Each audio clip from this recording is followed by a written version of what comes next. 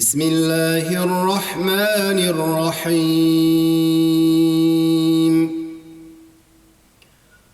ألف لام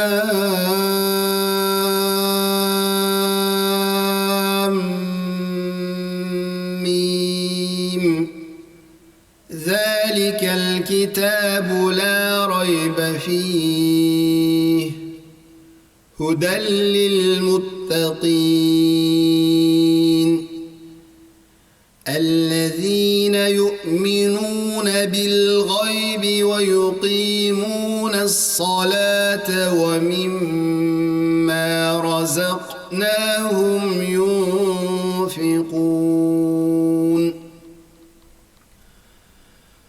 والذين يؤمنون بما أنزل إليك وما أنزل من قبلك وبالآخرة هم يوقنون أولئك على هدى من ربهم وأولئك